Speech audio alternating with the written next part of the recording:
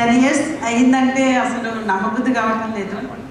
10 years back ఎంత sensational hit అయిందో ఇప్పుడు మళ్ళీ March 30th రిలీజ్ అయ్యి రిలీజ్లో అంతకంటే సూపర్ సక్సెస్ అవుతుందని నమ్మకం నాకు ఉంది.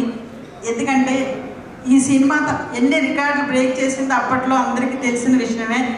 సో మా బాలయ్య బాబు గారికి లెజెండ్ అనేసి ఎక్కడికి వెళ్ళినా అసలు లెజెండ్ అంటే బాలకృష్ణ గారు తప్ప ఇంకెవ్వరు మన కళ్ళకి కనిపించరు. సో బాలకృష్ణ గారితో యాక్ట్ చేయడం చాలా హ్యాపీగా ఉంది. థ్యాంక్ యూ బోయపాటి గారు. అలాగే ఈ సినిమాలో నాకు అప్పట్లో ఎమ్మెల్యే క్యారెక్టర్ ఇచ్చారు బోయపాటి గారు. మాకు చేపల చెరువులు ఉండే బాబు, ప్రతివాడు పులుసు వచ్చిందా పులుసు ఎట్టావా, పులుసు వచ్చిందా పులుసు ఎట్టావా అనేవాడు. ప్రతివాడు క్యారేజ్ నా పులుసు తిన్నవాడే, కానీ నేను ఒక ఎమ్మెల్యే సీట్ అడిగితే ఇవ్వట్లేదు బాబు. చాలా ఫేమస్ డైలాగ్ అప్పట్లో. అలాగే లాస్ట్లో కూడా జగపతి బాబు గారు క్లైమాక్స్లో నేను అంటాను,